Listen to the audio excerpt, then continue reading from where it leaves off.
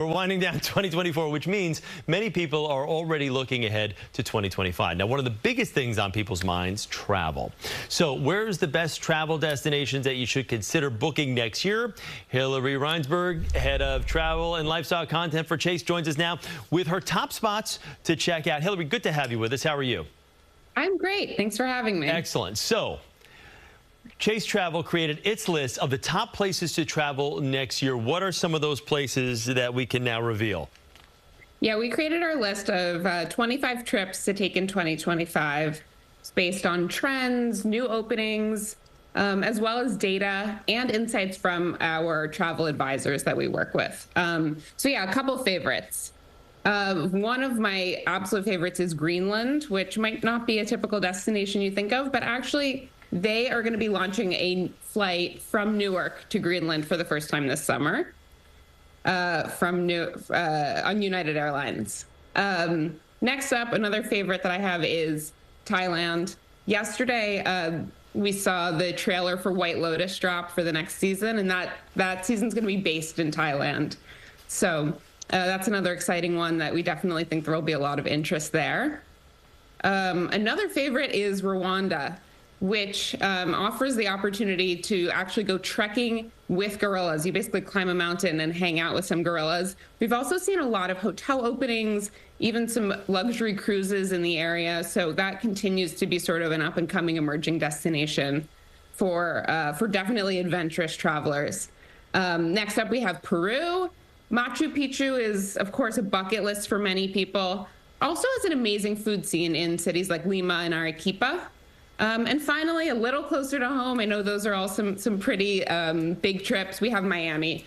Everyone knows about South Beach, but there's actually a ton going on in Miami beyond South Beach. There's a neighborhood called Little River, which has some really trendy restaurants, great stores. So definitely encouraging people to get to Miami and sort of get out of the areas that they might know. I was wondering how Miami made that list. You had all these far-reaching places, these great. I'm like, oh, Greenland, it sounds great. And now there's a direct flight, and then there's like, Miami. I mean, you can do that. All right, so when yeah, no, I know. You got to pick somewhat close for folks. Yeah. So when crafting this list, which destinations are not known to travelers, but should definitely be considered?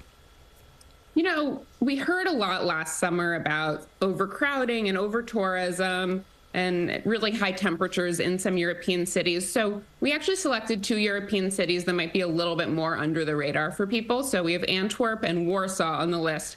Those are 2 cities that have that charming cobblestone streets, European experience that people might be looking for, with great art and design and culture scenes, great food, but a little bit less crowded, and possibly some opportunities for some more affordable options in terms of hotels and activities as well. So when do people need to really start booking and really thinking in earnest about a trip for 2025?